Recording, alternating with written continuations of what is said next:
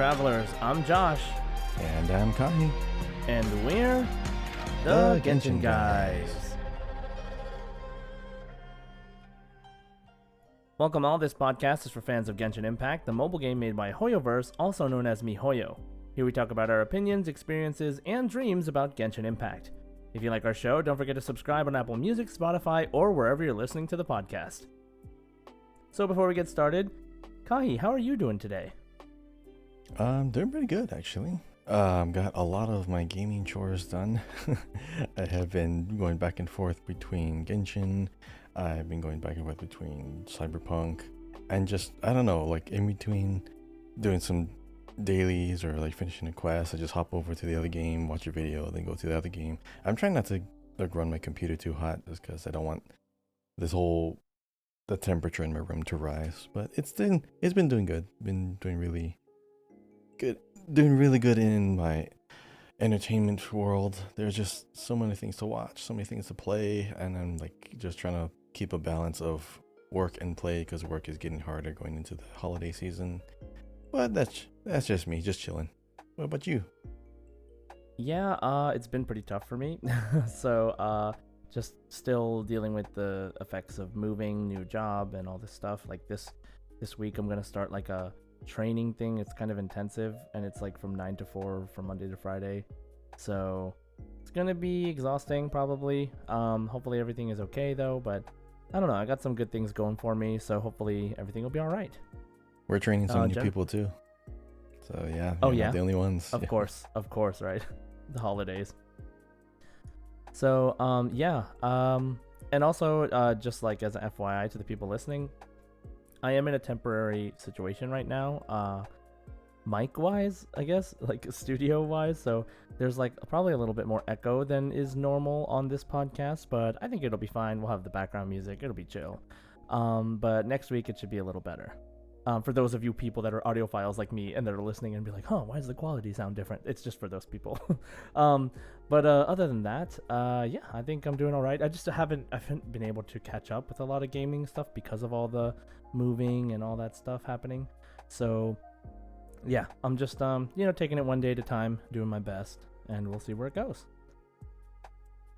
So as we get started with the podcast today, I'll introduce today's topics. First, we're going to talk about our weeks in Genshin.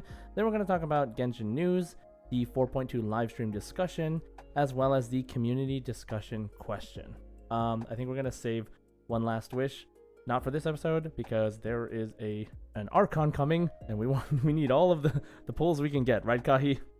As many as we can, because I still have to save for Clorand and Navia too. So yeah, there's a lot we gotta save up for. Yeah, so we'll talk about that a little later.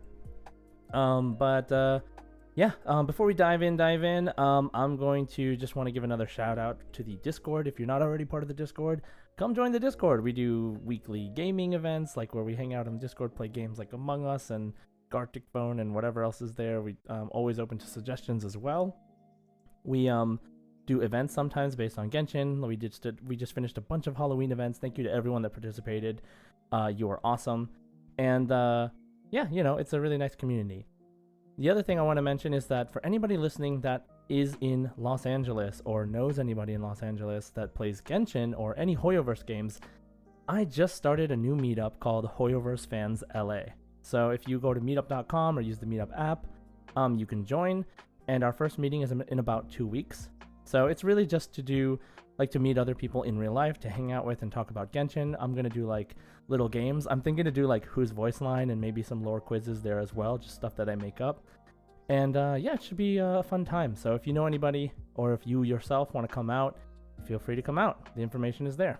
I'll probably put a link in the description just in case. Now, in terms of the podcast itself, if you are interested in supporting us, every little bit helps. Obviously, this is we've been doing this podcast for over a year now, and it is a time commitment. It is a mental commitment. It is, we try to commit to as much as we can and to make it the best quality that we can whenever possible. And, the support would really help in terms of being able to justify spending the time on this. We love doing it, but of course, we also got to make a living and do other stuff. So, at some point it comes to a certain time where you should consider, how you're supporting yourself through something like this. So if you want to support the podcast, I do have a Ko-Fi link in the description. So if you want to donate, that would be super helpful. And everything you donate goes back into the podcast. So we appreciate that. I will be testing out a new system through Spotify that lets us put ads in the podcast. So you may or may not hear ads in future podcasts, including this one, just to see how it goes. And it's going to be probably like 30-second ads. I'm not sure quite yet how it works, but please feel free to give me feedback on that, in the Discord, because it's a new thing for us. So, like I said, it's just part of the process, and I would love to do this as a full-time job, but unfortunately it's not always like that easy. So, but yeah, it's not that really lucrative. We don't make that much. But. We don't at all make anything. So, anything would help. Now, but that's pretty much it. Discord shout out, meetup group, support the podcast in any way you can. Of course, if you're not financially able to, don't feel any pressure. Honestly, it is only if you have the means. Thank you so much for supporting us and everything you've done for us so far. And now let's get into the rest of the episode. So, let's start with our weeks in Genshin. Alright, Kahi, how has your week in Genshin Impact been?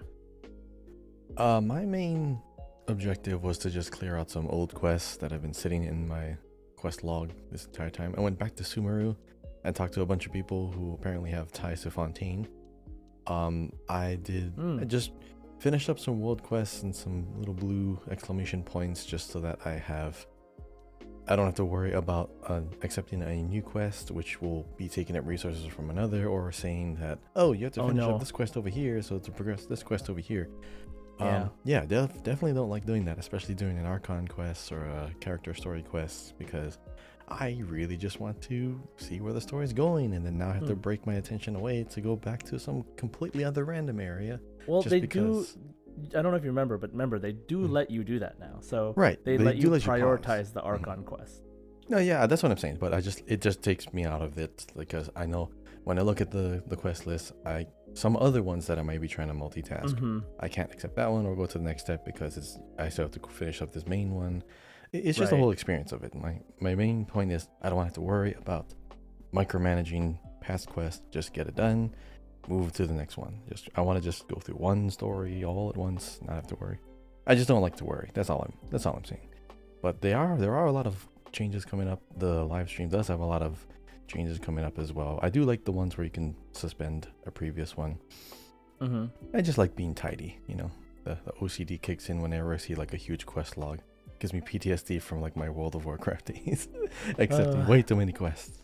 Me like going through the NA account again with all these like extra quests that are just there that I'm like, I don't need to do any of these. It's really like, it bothers me to see that much, but yeah, I totally get it. So that's pretty much me just cleaning up my adventurer quest log. I really hope I could just hide or like abandon a quest like most other games do. But maybe later on. There's not that many quests in Genshin that you can just accept and then go all at once. But over a long course of time, if you don't actually complete the entire story quest line of it, even though you've kind of reached the conclusion, there's always like those few extra lines of dialogue as an epilogue. So yeah, hopefully there's something that changes with that whole little system here, but maybe I'm one of the few that have this problem. But yeah, that's just me. What about you, Josh? What you been up to in Genshin? Well, I've barely been playing, so I mean, I hear ya. Sucks. Yeah. Work. Work stuff, moving, like a lot of stuff. But if anything, right now, one thing that I really do like is that I have been able to just kind of farm a little bit. I've progressed the story a little bit in my NA account, which is cool because I do want to catch that up now that I'm making friends here that play Genshin in America. Kahi will eventually be able to play soon too. That'll be fun. One day. One day. And so the other thing is, like, on my Asia account, I've just been farming for trying to get a good set for the thing that's really been eluding me is like trying to get a good set for Toma of the Flowers of Paradise Lost. and like trying to get full EM because of I want it for my Burgeon team. And it's crazy because like I've done that dungeon so many times, and I cannot get a single EM main stat piece for the crown or for the goblet. And or is it goblet or yeah, one of them. I don't know. It's just I'm not getting the pieces I need, and it's been a very long time, so I'm getting to that Even point the where alchemy I'm like, table? Oh man. Even the alchemy table? What? Yeah, can you get those from the alchemy table or No. I think it's only Inazuma and back is all you can get from the alchemy table. Oh, right now. Inazuma's the cutoff. Okay. Yeah. So but yeah, it's been just been whenever I have the time to spend my resin, I do that. But mostly I've just been logging in, doing dailies, and getting off. And I've been using the new system is convenient for my NA account because I just progress through the story as my dailies, because then I get the commissions. Right? I It's do so love nice. that. Like opening Yeah, a that is chest, so doing nice. open world So, puzzle. yeah. So good. So yeah. Anyway, so that's what I've been doing in my Genshin. Oh man, I haven't been doing Spiral Abyss. Oh, I gotta do that. Anyway, anywho, yeah. So that's it for our weeks in Genshin. Let's move on to Genshin news. All right, in Genshin news, we had a birthday. We had Xiangling on November 1st, and then we have the on the Twitter we have the Steambird Special Edition, which is telling travelers about the Arenius Forest and Morta region that'll be available in 4.2, which is very exciting. And then we have they did mention in this tweet that after the version 4.2 update, as long as you have completed Archon Quest Prologue Act 3, Song of the Dragon and Freedom, which is the Mondstadt thing, they will also unlock a teleport near Fontaine's Marcotte station.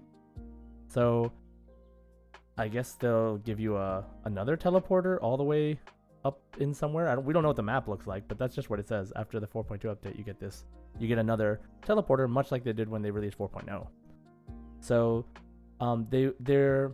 we'll talk about it a little bit more later when we talk about quality of life, but it's nice to see that they are trying to cater to the new players coming in that have not cleared everything. Dive in, yeah, right. Yeah, like quick start stuff, right? Like having the ability to just start the game and then be able to teleport there instantly, because you rolled the game. I mean, you got in the game, you rolled for the character you wanted, you got them, but they're from Fontaine or they're from Inazuma, so you can't like get their materials. It's very frustrating. So yeah, so I think that's really cool that they're doing that. In terms of Genshin news, I think that's pretty much it, because Livestream 4.2 is the Genshin news, so most of the Twitter is that. So let's move on to our main topic, which is the Livestream 4.2 discussion. ワクワクする事件が間もなく起きる。そんな予感がするよ。Okay, 4.2 Masquerade of the Guilty. This was the name of the original teaser when Genshin was first launched, or when you had like the whole layout of the several years of expansions or patches. This was the exact phrase that they used. Yes. Trailer. Mm-hmm. Yeah. So we have Masquerade of the Guilty, and so let's talk about the trailer of this, like the 4.2 trailer. So Kahi, what is something that stood out to you, man? Besides the big one, besides the whale in the room, you know what I'm saying?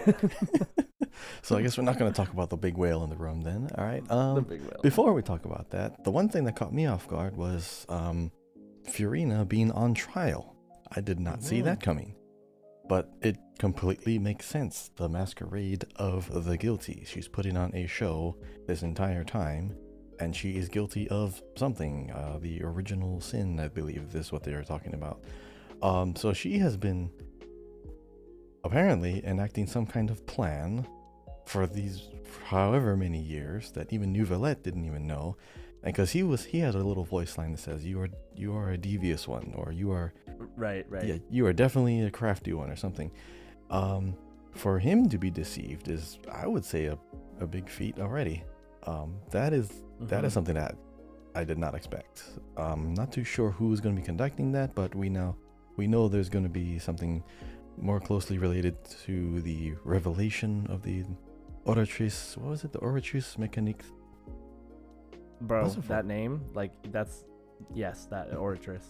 The Oratrice. I'll just say the Oratrice Mécanique. Yeah, that thing. I really want to know what is inside of that thing. because You and me both, bro. apparently we're gonna see something about that machine come to light. But yeah, that was the big reveal for me. What about you? I mean, remember, like, Arlecchino was like, someone is using that to build up something, and it's not you, obviously, Miss Archon. But yeah, for me, oh yeah, for me, one thing that I was like, oh no, gasp, was, Traveler trying to catch Navia's hand and her falling into what looked like the Primordial Sea. She was still quite far, so I don't think obviously she's gonna like fall away. Was that the Primordial Sea? In the background there was like, or maybe it was like the abyss. I don't know, because like the thing is, it looked this astrological whale, or something. Could yeah, be like but this that. whale looks like that, right? But this whale was in the Primordial Sea. So, and now I'm thinking that since, which is like, I mean, okay, well, I mean, this is like obvious because they kind of say it like this, but Child could not find the entrance to that place that he met Skirk all those years ago, and it was probably just the Primordial Sea. And he somehow fell into the Primordial Sea, met Skirk, learned stuff about Hydro, got a Hydro vision, and then like left, and then never came back and never knew how to get back there, but still had those dreams that connected him to them. And because they said in the live stream, when they show the whale boss, that the whale was and swimming that in thing the looks sea. amazing. That whole boss I know. arena. You know, the looks funny so thing is cool. that whole boss arena, it just looks like Honkai Impact 3rd. That's what it looks like to me. I would assume so. I barely remember any like real big fights in that game because I played like years ago. Yeah, no, But, you didn't get that yeah. far. Like I most haven't likely even gotten didn't, that far.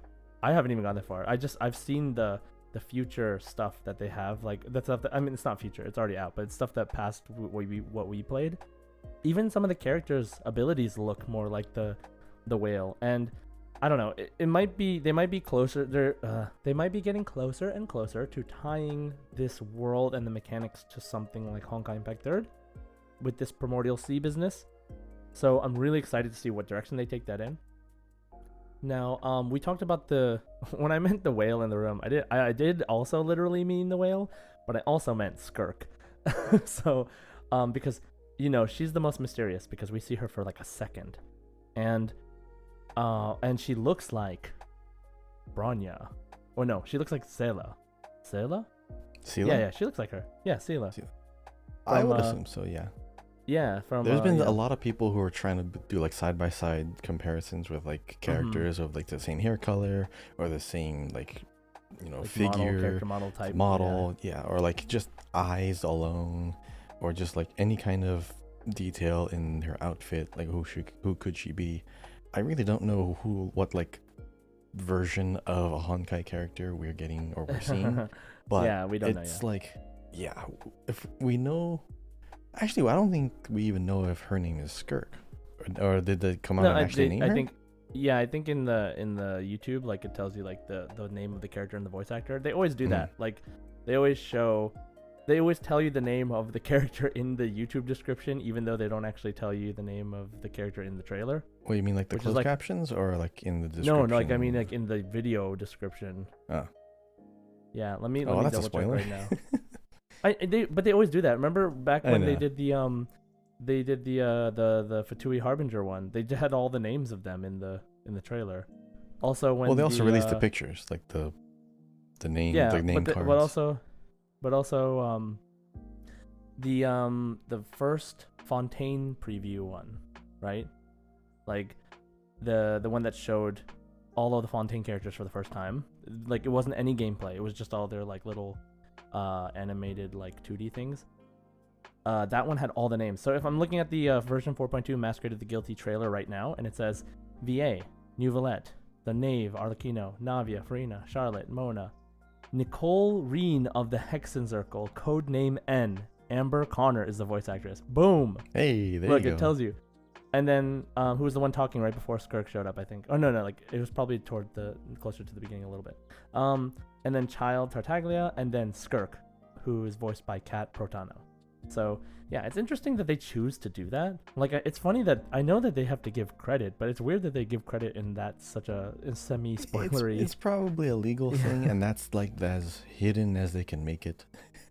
So, right, I know, right? Like because legal disclaimer, we use this voice in the trailer, so we have to let people know whose voice it is.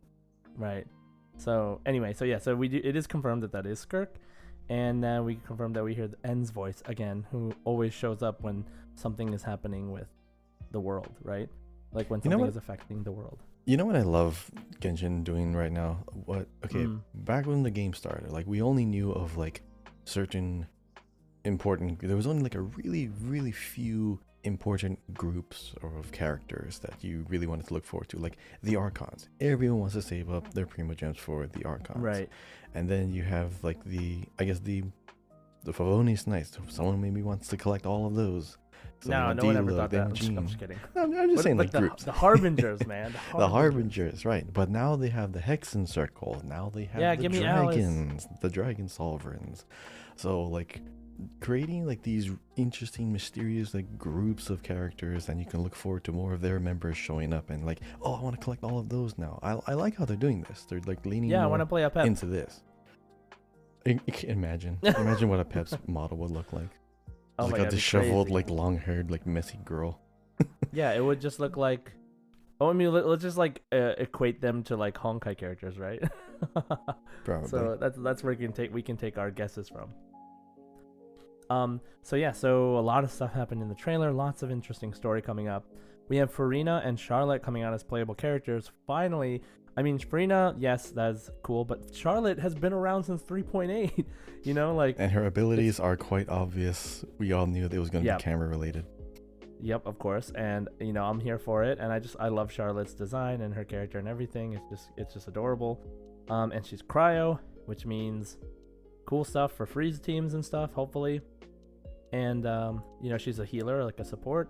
So I'm hoping to be able to put her with Risley, which is exciting. She makes a lot of elemental orbs pretty quickly, pretty easily. Right? Particles.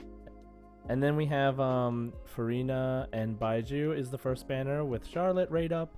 And then we have Sino and Ayato. So so for me personally, I have Sino and Ayato, so I'm going to be saving that entire banner for, you know, for Clarande or Navia or what have you. What about you, Kahi? You know what's odd? Like, of all these 4 characters coming out, I actually kind of want to roll for Ayato because I missed both of his banners. Have Ayato. No. I missed both of his banners, and now that he's coming back, I mean, if I already have Nouvellette, so I already have a good like Hydro DPS character. But I have his weapon. So yes, I have Ayato's weapon, and I gave it to like, Ayaka, which is doing really well. But I mean, that's fine. I kind of want to roar for Ayato now because I have like half of the set now. So dude, if you have his weapon, that's like a pretty decent boost from what I understand. Like as far as what his weapon gives him. Yep. And I have really good artifacts too. But he's just so fun. He's just like so good. Like he is. His like slash wide range of attacks. But yeah, Ayato is super fun, and I wholeheartedly recommend him. I wish I could recommend Sino more, but he's still so niche. There's still not many characters that can like synergize with him, just because the way his burst works, he just wants to be out on the field for like 30 seconds. It's crazy. And his main core stat is EM, so you have to like launch something onto the field, and then he'll have like a stronger burst, and you can extend his burst longer. But he is a selfish DPS. He's like Zhao. He's fun for co-op. He's fun for co-op though, because you can just stay Sino mode for a long time. But yeah, so you're going for Farina, obviously, and then possibly you're saying. Actually, I might hold off on Farina. I mean, I like her kit. I like her abilities. I really like, now that I've seen it. Okay, let's talk about Farina. You can walk on the water. I have Nouvellette too. I have Wanderer too. I mean, there's a lot of ways to walk on water. Her skill is actually really cool. You get to summon like 3 creatures, which is fun. Or if you, depending on your Numo Uisa alignment, you summon a healer. So she's incredibly versatile. So it's like basically the best parts of healing and the best parts of Hydro, the damage and the healing aspect. You can switch back and forth. Right. Because Hydro application is super important. I don't know of any other element that does something like that. I'm trying to think of a character that can switch. Characters that can switch from healing to DPS. Like who? Switch from healing to DPS? I don't think anybody switches. Like an ability that can be used offensively, and that same ability can be changed to then be like defensive or healing. I mean, technically Dory can do that, but I don't know if that's like the same thing. It's a heal and it's a heal and a damage at the same time. You know, that comes to mind right now. I mean, what's it called?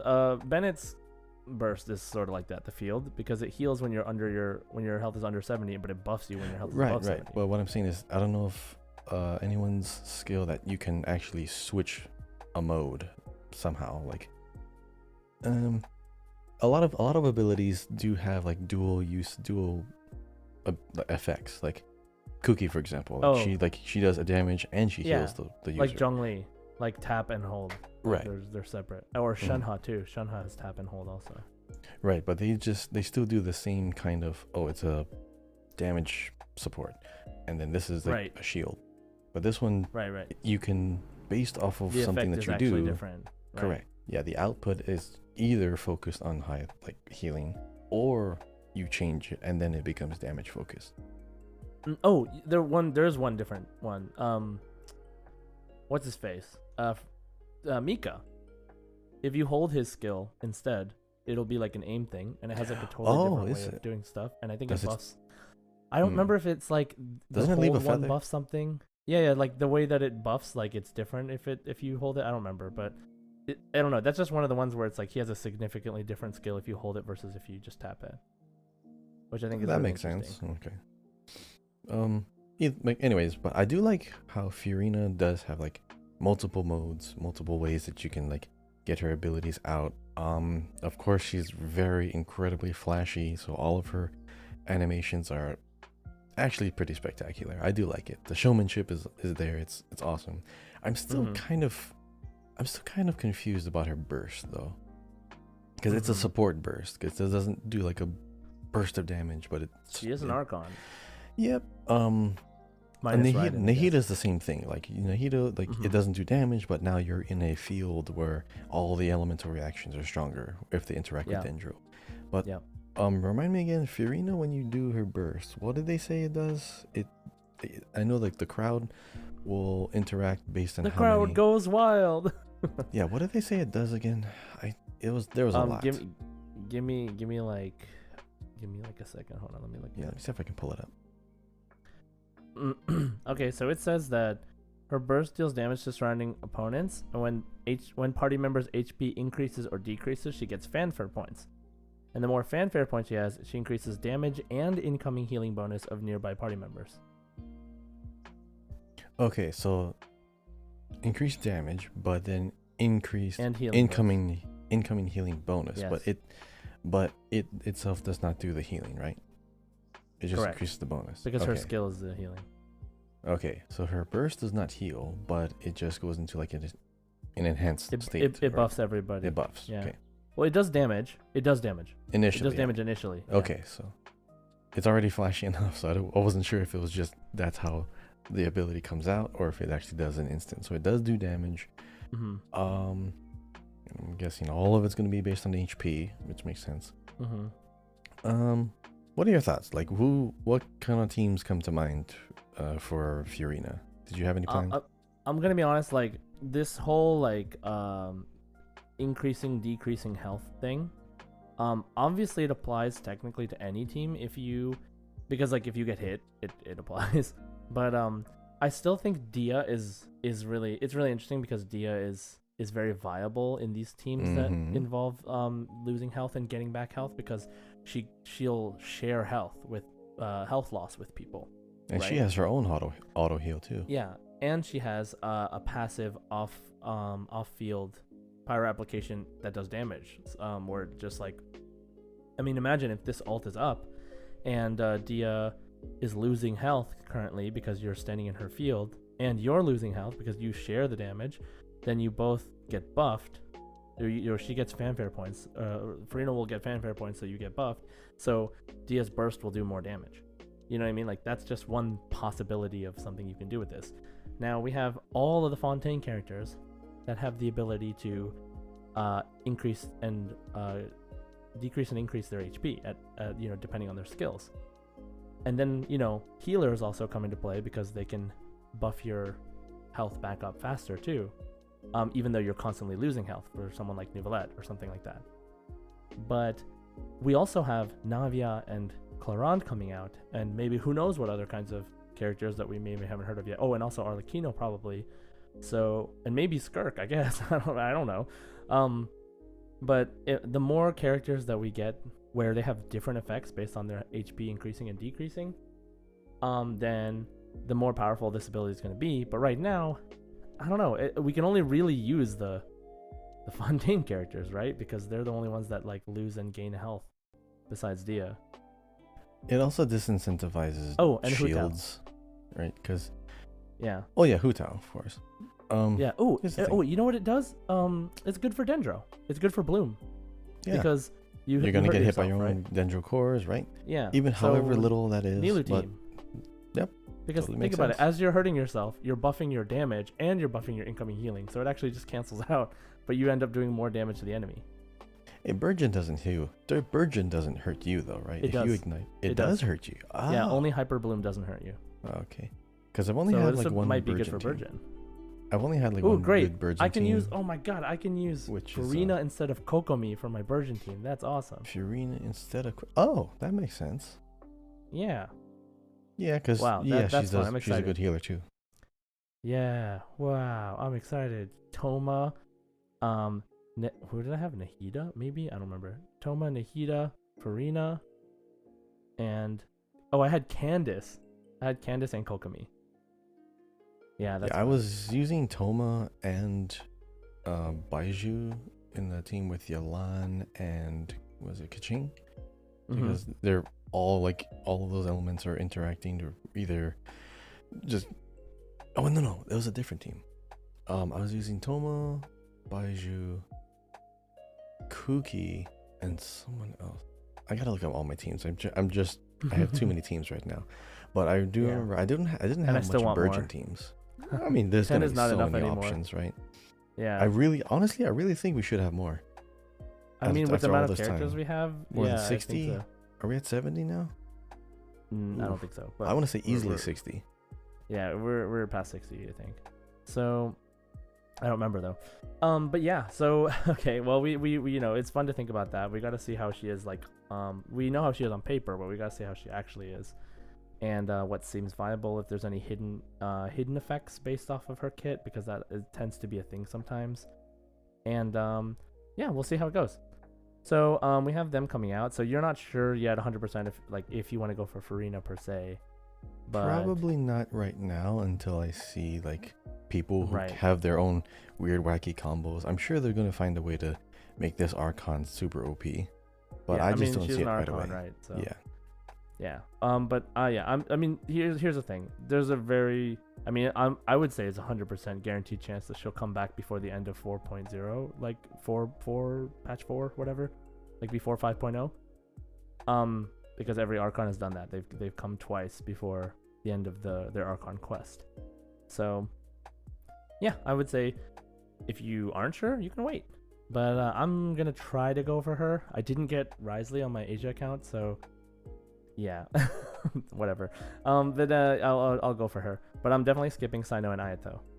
And I want as many Charlottes as possible, so I'm just gonna go for Furina until I get her, and hopefully I'll get some Charlottes on the way. Now, we also have some new areas and world quests, including that mysterious tower that we saw, that I honestly thought was the Fortress of Meripede, way at the beginning, which maybe some other people did too, but it is that tower that's surrounded by fog that we're going to be going to in a world quest, so not during the Archon quest. I wonder if this Archon quest will have combat besides the whale, because we have had no combat in the Archon quest so far in Fontaine, which is really interesting.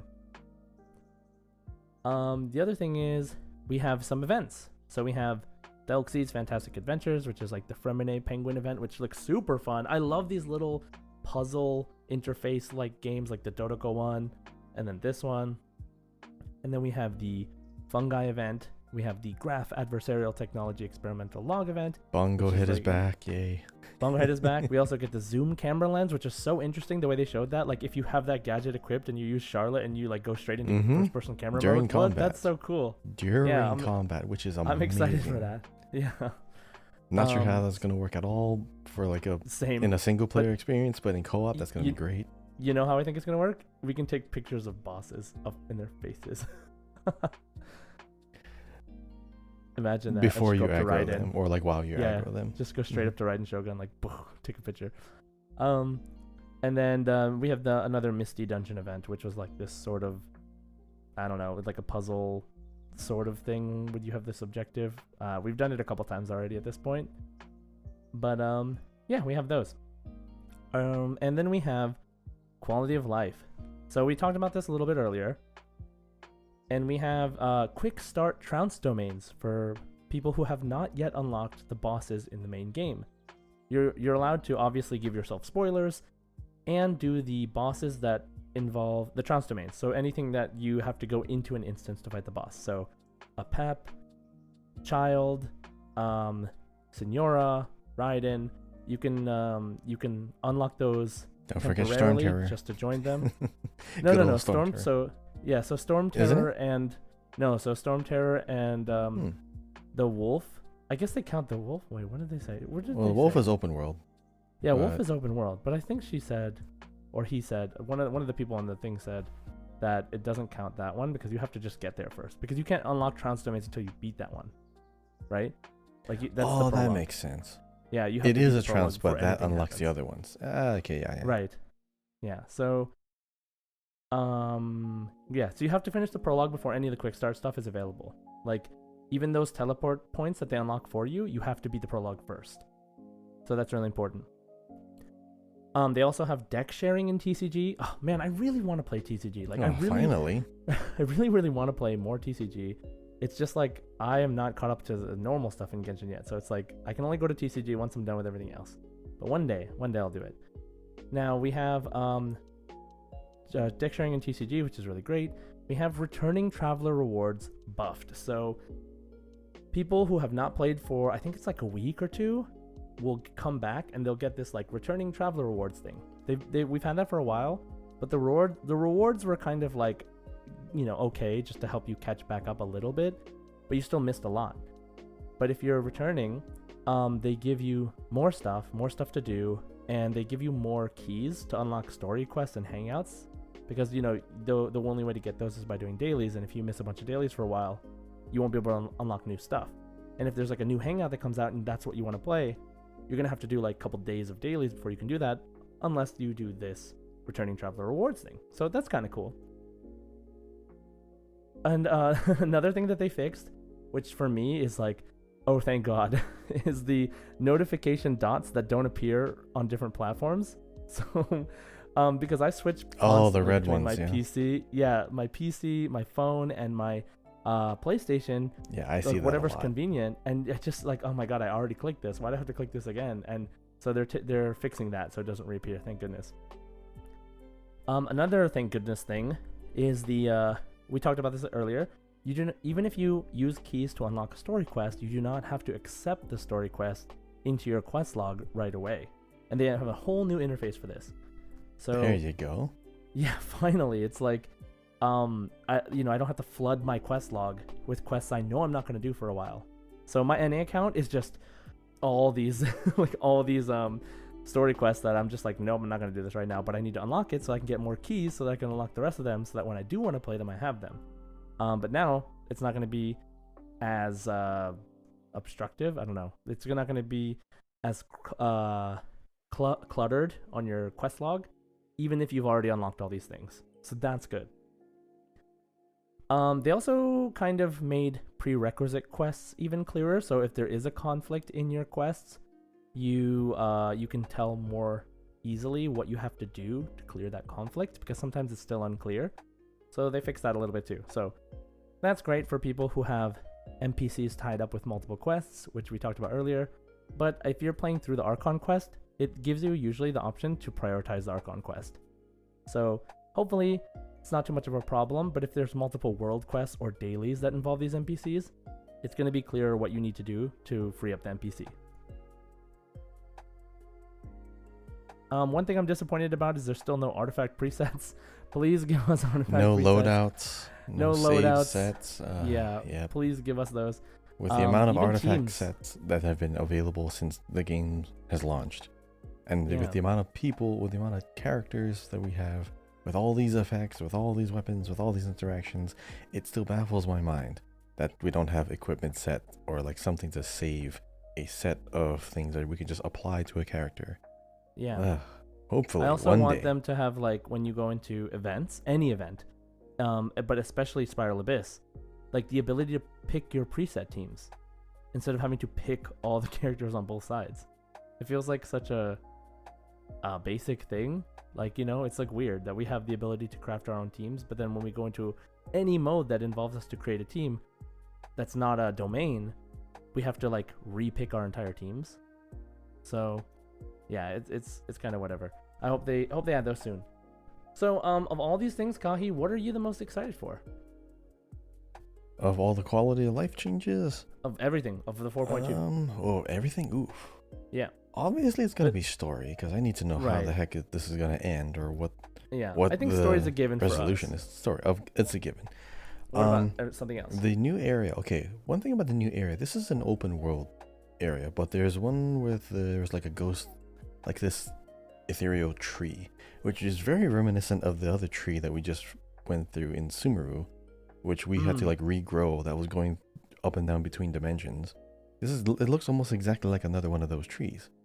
So an interdimensionary or like some kind of time traveling tree of some sort. It's probably related. I want to know if this is going to be something that has close ties to something that happened in another region, because you know whenever you have open world areas, open world quests, it's fun knowing that it has a direct connection to something else in the world. Like for example, when in Sumeru, when you had that really huge electro scorpion that came out, and then that same scorpion showed up in some random part in Inazuma, and everyone's wondering why the heck was it over here too. Well, I guess it's like some underground network, or you have like these primordial creatures just like rising and coming alive again and trying to find their way out into the real world. Just knowing that there's connections from this new zone to an old zone, it refreshes the world again. Like the wolves, the wolvendom, they had the new elemental wolves that they introduced, and then they brought them back into that region. It updates everything. It doesn't feel like you're super disconnected from everything else. It's a reminder that everything is connected in some way. So I like little details like that. I'm just curious about what these new trees are going to be doing, or what's going on here. There's also that one little hydro orb that constantly is pushing things away. There's like some constant force that's pushing everything else around it just away. It's very similar to something in another game that I don't feel like I need to mention anymore, because there's a lot of parallels between this and Destiny 2. They had the same thing. They were like, there's thing that nothing can go towards it, but it kind of like builds an environment around it. It's little details like that. But I just I'm curious about what else, how the open world in Fontaine is specifically going to change and evolve, because this is a very curious region, very, very unique, because it's raised up above the ocean, but yet the whole thing about this Fontaine's prophecy is it's going to flood. So does that mean the flood is going to reach other places as well, or only Fontaine? How's that going to work? Point. I want to know. I would love to know how cataclysmic events are going to change the whole, the scenery and just the geography of this, because we've seen it already in Sumeru very, very, very well, like with all the environmental changes. I want to know how they're going to do that in Fontaine. I don't think there has been a significant open world change yet. So just like open world changes and how the geography is going to change. That's the one thing I'm looking forward to as well. What about you? Nice. Yeah. I am looking forward to. I guess I'm really looking forward to just the new areas. Like, I mean, I think that this area we got with the floating, this like 4.1 area that we got with like the Institute of Fontaine, or Fontaine Institute, which is like this, floating water cubes and stuff like that. It's cool, but this area mostly feels the same as the 4.0 area that we got. Like it really does feel like an extension of that area. But these new areas look kind of different, and I'm really excited for that. Like the tower and the forest or whatever. Yeah, I'm excited for those, like exploring those new parts of Fontaine, because so far Fontaine pretty much looks the same, even across these two big areas. Of course, we have the underwater areas too, which is cool, but again, a lot of it's the same. This new area has like pools of poison or something underwater, and you have like this new ability to like cleanse them. We're going to be able to use some of these underwater abilities, or at least that's one specifically, out of the water, so that'll be interesting as well for puzzles. So I am excited for that. All right, that wraps up our live stream 4.2 discussion, and there's so much to look forward to, so much story. Obviously, the next Archon, always a big deal. New areas, new events, a lot of quality of life changes. Hopefully, it'll just make it a smoother experience, especially for those people who have taken a break from Genshin and have yet to come back. So, and because of how how fast we are getting the actual update after this like live stream, which is like less than a week, as opposed to the usual week and a half or so, we don't really have time to sit and think about it, which I kind of like, honestly, in a way. But at the same time, this week I could have used it because of all the stuff personally going on. But we kind of just like see it. We get to like let our minds run wild. We don't calm down, and then we just get it, right? So we're gonna get it in a couple days, and I'm excited for that. But let's move on to our last segment of this episode, which is the community question discussion. Okay, so a couple people answered last week's question, which is, if you made a movie, what 4 playable characters would you cast to act in your movie, and what kind of movie is it? Alright, so let's look at the Discord, and we have Salido, who says Barbara, the star of an idol pop movie, Yelan, her trustworthy manager, Farina, the rival, and Nuvalette, the emotionless judge who manages to smile again thanks to Barbara's music. Yes, Nuvalette. He's the emotionless judge who smiles. But yeah, nice one, Salido. And then we have Zell, a horror movie. Ito, crying and shaking. Wander is not phased at all, just bullies Ito the entire time. Klee has no idea what's going on, she's just running around and accidentally burns the whole place down. And Hu Tao planned the entire thing, and it's all a big prank because she wanted to spook everybody. Nice. Raccoon Warlock says, a comedy. Jean just wants a nice, normal birthday, but Lisa decides to throw a murder mystery dinner party without telling her. Jean, Barbara, and Diluc freak out and take it way too seriously. That's a good one. It's like I can imagine it like a Knives Out movie, Genshin edition. Oh, that'd be great. And the last one is Cloudy, who says, a spy movie. All the Archons have their own job. For example, Nahida would be their tech person, Raiden would be their assassin, Zhongli is their intelligence collector, and Venti would definitely be an undercover agent since he already hides so much about their character, his character, kind of like a spin-off of Spy Family. Oh, that'd be fun. So what are the people on Spotify saying, Kahi?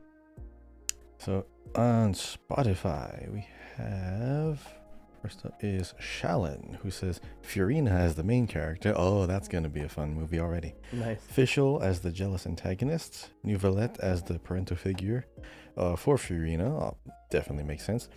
And Mona as the mediator. It'll be a legal drama. Oh, a legal drama. Of course. Did you watch any of like movies about trials or something, like A Few Good Men, or like? I mean, I saw A Few Good Men a long time ago. Mm-hmm. Man, those movies can be really good, but sometimes, honestly, some of them, if not done right, they can just be really, really boring. Oh yeah, 100%. Did you wait? You don't watch like the Marvel Disney Plus movies? No. What's it called? She-Hulk. She-Hulk is a lawyer. So like. Oh right, how'd that go? So the beginning of the show is her being a lawyer, which is pretty funny. Also, Daredevil's a lawyer, so he does lawyer stuff too. Right. Yeah, actually, like Daredevil's in She-Hulk's TV show, but yeah, it's a weird thing. But anyway, that plus like Phoenix Wright and stuff is like the extent of my like media that I watch that's about lawyers, I think. Yeah, man, I just remember there's this one called 12 Angry Men, where like the whole movie is literally just the courtroom and like the jury room, and everything was focused on dialogue, but the dialogue was just so good. It doesn't matter, like they didn't go anywhere. They just the whole argument back and forth was already like pretty fun and entertaining. What? Oh man, now I want to watch that. So there's two. There's like an old school like black and white version, and then they had like an updated one. Either one is fine. But anyways, next up we have on Spotify, Kamisato Jr. says it'd be an action movie with Kazuha, Sino, Risley, and he put Risley. Of course he did. Rizzlee. Oh, that's hilarious. Because he got that Riz, you know. He got that Riz. For those of you who don't know, it's based off the word charisma. I just want to make sure everyone knows that. The original word. I'm more of a traditionalist, as you can tell. Risley and Ayato as the villain. Ooh. Ayato as a villain is interesting. Ayato is a villain. Mm-hmm. He kind of is, yeah. I mean, like in some circles, I guess, right? Like that darkness behind Ayato. The smile is just a mask. Next up, we have Lulu says maybe a movie with Eula, Jean, Diluc, and Venti. A movie about Eula's past, probably. I don't know why Diluc would be in it, but he just popped into my mind, so yeah. He could probably pop in. Maybe he could be like the X. The X. I don't know. Some okay. Moody drama. Next up, we have Snaky VFRS 100. Ooh, what a name! Sounds like a car. Scaramouche, Hu Tao, Lisa, and Ganyu in a slice of life high school film. Oh my god. This could be an anime. Next up we have Amel Strange says Tevat version of The Beach featuring the Naku Weed Gang, Kazuha, Kuki, Yoimiya, and the grass god Nahida. I mean, Yoimiya's in it. Oh my goodness. Yoimiya's in it, yeah, definitely. Next up, Sarah Klein says a rom-com where Al Haytham and Kaveh finally realized they're in love. Sino and Tainari on the side. Oh my goodness. Honestly, their whole relationship is already hilarious. It's already comical. Mm-hmm. Oh, it should be a story about Al Haytham, Kaveh, and Dory, and it should be called Al Haytham, Kaveh, and who else? Goro. No, because I want it to be called Bennett? 2.5 Academics instead of 2.5 Men. Probably put Tainari. I don't know. There's no short maybe. character. Anyway, it was I wanted to make it funny. It didn't work. I'm sorry. Close. Next up we have Kari, who says, "Ooh, the original four Nemo animal? The original animal? 4 animal people in the horror movie? Okay, who's the original 4 animal characters? There was Jean, Venti, Sucrose, and who was the other? Traveler? I don't know. Oh yeah, Traveler. Oh, that kind of Is that makes what sense. they meant? Did they say Yeah, that? they put 4 NEMO, so it looks like animal, but the original 4 in a horror movie. Quality entertainment. I mean, when you have any characters in Genshin in a horror movie, it's most likely going to be comedy. Okay. And lastly, we have The Quiet Gem, who says, I'd make a fantasy movie with Linny's English VA, Raiden's English VA, Nuvelet's English VA, and Ito's English VA. So basically just looking for the actual people and looking for the voices in it. Fantasy movie. That's going to be good. Josh, I don't believe we gave our teams yet, our 4 that we would cast. Oh, LOL. Mm-hmm. Yeah. You want a minute to think? You can go. Do you need a So minute? I would definitely make a heist movie because one of my favorite movies of all time is Ocean's 11. So I love that kind of like scheming, pulling off a job, things going wrong along the way, but then you have a wonderful cast of characters that just adds some just wonderful comedic moments throughout the entire thing. It can be really serious, but you don't really feel like anyone's in real danger. You're just worried about having fun, just hoping they pull it off. I definitely would have Arataki Ito in it because he was probably going to be the one trying to steal something from Raiden Shogun, and it's just not going to work out. So you're going to have him, and obviously you have to have Kuki in the mix, but then you need someone who's going to be on the inside, and so somehow they have to get Kujo Sara in on it because apparently they're going to steal something that it belongs to Raiden Shogun and Kujo Sara wants it. So she's going to be in the mix. And then definitely Ayato, because he's gonna be the one that catches wind of it, and he kind of wants it to kind of further his own agenda. Or probably he's gonna, I don't know, he could probably play as like the police commissioner or something who's trying to stop the whole heist from happening. It would make sense. Right. But yeah, definitely Arataki Ito came to mind, trying to steal something. Because he, in his first trailer, his trailer, he was trying to steal back his vision. I don't know if anyone else tried to steal something in a video, any of the trailers. I'm trying to think. Probably not. I mean, there's but the yeah, those are my Yelan, Yelan, well, she wasn't trying to. Yeah. Oh no, that was a fan. The fan one. Yeah, no, it just like reminds me. I remember that. That was great. Yeah. But yeah, so yeah, Arataki Ito definitely have to have Kuki just because, they're same gang. They're together. Yeah. Kujo Sara and Ayato. What about you? Okay, hear me out. Like American Ninja Warrior style competition based around archery. So they have to do like obstacle course stuff, and but the goal is archery, like action archery, like probably most likely unrealistic archery to some degree. So like Robin Hood. I mean, yeah, it's like I don't know how to explain it, but it's like imagine if like a competition movie. It's like an Olympics, like they're like in the Olympics kind of thing, but like it's more of a street competition, and like they have to like dodge things while shooting arrows and like hitting targets. Oh yeah, like trick to get shots. a score. Uh-huh. Yeah, and it's like American Ninja Warrior style, so everybody gets the same course, but some people have to do it better, and you get more points if you hit things better and stuff like that. And it would be Yoimiya would be the main character, and it would be about her, of course.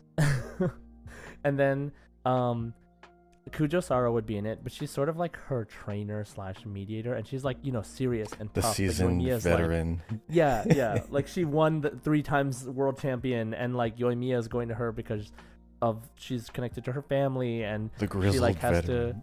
but like Yoimiya's personality is like polar opposite of Kujo Sara, and she doesn't take well to her like training regimen and all this stuff. And Yoimiya's I like it already. She's naturally talented, and then her competition, her rival is Fischl also, because Fischl is dramatic, and that's but hilarious. Fischl's also really skilled. Yes, right? I see it. And Fischl sort of cheats with Oz in some ways, and like. Like it's not like cheating, but it's like almost like cheating, because Oz can kind of help her redirect arrows and can like see targets like that are coming from above, like in the course, like ahead of the course. Hard to see too, so he can sneak in a like little that. shot. And then and the other person who's just there also is not really part of their like rivalry, but is just another competitor, is Farzan. I was gonna say Venti. I'm like, please be Venti. No. Oh, I mean, Venti could be there too. If I could, I would just honestly, I would make the movie all the archers, like all of the Genshin archers. That would be cool. If I had to highlight the main ones, I just think Farzan, because like I would want Farzan to have some sort of really interesting backstory that makes her really good at the competition, like with kind of how her backstory is really interesting in Genshin. Like she was locked in a something, and that she had the only way out was archery, like that kind of thing. And it would just be really interesting to see their different archery styles competing against each other in like this sort of actiony environment. I thought about doing like a Kyudo thing at first, but Kyudo is like kind of slow, so like I kind of want it to be more actiony, and then I want their abilities to be involved somehow. But yeah, that's the kind of movie. It'd be like an action drama. I don't know, it'd be like comedic, of course. It'd be what was that? There was like a dancing movie, like a series of dancing movies, like street dancing, like like Step Up. Oh, Step Up, that's the one. Yeah. It'd be like Step Up but archers. It'd be like Step Up but archery. Kind of like that. I like it. Our community is definitely full of creative minds. Hopefully we have something in the future that is reminiscent of these types of stories, because Lord knows we need like something good. Not Hoyoverse, Hoyo Fair, dude. That's where these things come. I know, right? Hoyo Fair is so good. Oh, I love that one with like Lumine, where she gets like the gun in the arena and it's like a dream. It's so good. So I forgot to mention, actually, in my like this week in Genshin, I'll just throw this here in at the end of the episode. I actually met yesterday and today. I went to this Anime Pasadena in Los Angeles, or in Pasadena, I guess, in California. And I met Alejandro Saab, who is China's voice actor. I met Keith Silverstein, who is Zhong Li's voice actor. And I met Ann Yatko, who is Raiden's voice actress. What a team. And it was so great because like, so I met Alejandro Saab, super, super cool, down to earth guy. He just like, I was like, hey, what's like your most, what was like one of the biggest challenges you faced since you've like exploded with popularity due to like Genshin and these other major roles? And he's like, honestly, time management. Like, I hear that. My 9 to 6 every day, my day is dedicated to voiceover, and then I stream at night. So it's just like, you know, not being able to be available for people when I want to be, or like, you know, other things like making sure I do everything I need to do. Like, it's really tough sometimes. I was like, oh man, that's like such a real answer. Thank you. It's like gig after gig after gig too. So yeah, I mean he's doing really well right now, which is really cool. And then I talked to Keith Silverstein, and this was funny because I have a Zhong Li wallet. Like, my wallet is like Zhong Li themed, like very obviously. And ironic. So I went to him and I was like, I just went up to them and said hi. Like, I was just like, hey, can I say hi? I didn't buy anything. I didn't really have money to spend, unfortunately, right now. But, and as much as I would love to support them, but you know, you're always allowed to say hi, is what I've been told. So I said, can I just say hi? And they're like, sure. And selfies cost money too, so I didn't take any selfies, unfortunately. But I talked to Keith Silverstein. I was like, hey, you know what's actually really funny is I have this wallet. And he's like, oh, and then he changes his voice to the Zhong Li voice, and he's like, is that where you keep your Mora? And then I was like, yeah, my Mora and my Osmanthus wine. He's like, I don't see how that would fit there. Maybe you know some secrets that I don't, or something like that. And it was really funny interaction. Mm-hmm. Yeah. And yeah, I also asked him like about his voice acting journey a little bit. Just, you know, really quick. I didn't want to like take up too much time because there was other people. But then I talked to Ann Yatko, and I was like, hey, I actually took a class with you once online, like where you were the director person. And she was like, oh, wow, cool. Like, remind me, like, what was your name? And she's like, oh, that's so cool. And we talked about like how like I just moved here kind of from Japan, you know, and stuff like that. And I'm also doing voice acting and stuff. Super cool. So yeah, it was really nice meeting them. It was really nice to hear them talk about their journey a little bit and just be really friendly, you know, and that's really great. It's always the worst when you meet someone and they're like not the way you expect them to be. I tried to have no expectations, but they were way nicer than I expected, so that was really cool. That's always good. Yeah, wow, you met a bunch of good people. Like LA has like the there highest was more, concentration man. of like, I wanted to meet more. I wanted to meet like Kazuha's voice actor Mark Whitten and like a couple other people.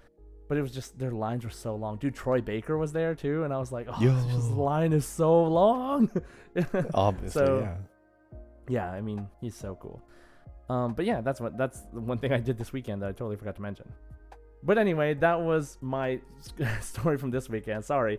Let me just get back to the community question real quick, which is the question for next week, which is, what part of 4.2 is the most exciting for you? Now, by the time you listen to this podcast, chances are 4.2 is already out. But, you know, in terms of before 4.2 comes out, maybe even you've played 4.2 a little bit and you want to answer this question, what part of 4.2 is the most exciting for you? Let us know on Spotify, on Discord. You can tweet at us. You can comment on the YouTube video if you want. All these things, let us know, and we might read your response here on the podcast next week. Okay, that wraps up the show for today. Thanks for listening, and if you have time, please leave us a comment and a review. We'd really appreciate it. Don't forget to subscribe on Apple Podcasts, Spotify, wherever you're listening. Follow us on Twitter, once again, at Genshin Guys Pod, or me at JSide Gaming, or Kahi at Kahiao, Kahiyiao, on YouTube and Twitter. Me on Twitch at twitch.tv/JSide, and don't forget that the links for those things I mentioned earlier, the Ko-Fi, the Meetup, all of those are in the description below, the Discord as well. And as always, Ad Astra Abyssosk. Hoshi to Shin o mezase. Enjoy.